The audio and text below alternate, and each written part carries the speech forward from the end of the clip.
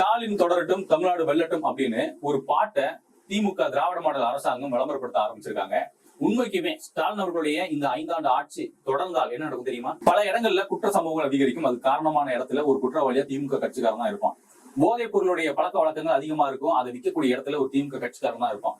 பெண்களுக்கு பாதுகாப்பற்ற சூழல், பெண்களுக்கு பாலியல் தொந்தரவு, பெண்களை பாலியல் ரீதியா துன்புறுத்தக்கூடிய ஒரு இடத்துல திமுக கட்சிக்காரன் தான் இருப்பான். குழந்தைகளை நிம்மதியா நம்ம ரோட்ல விளையாட கூட விட முடியாது. ஏன்னா அந்த குழந்தைகளுக்கு எதிரான குற்ற சம்பவங்கள் அதிகரிக்கும். அதுக்கு காரணமும் ஒரு திமுக கட்சிக்காரனா தான் இருப்பான்.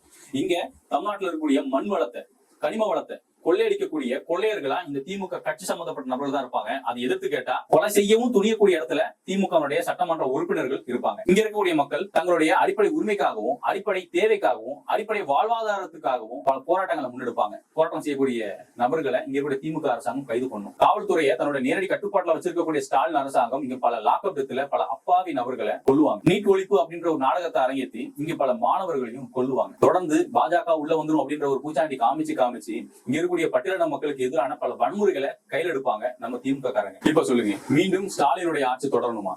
தமிழ்நாடு வெல்லுமா இல்ல வீழுமா?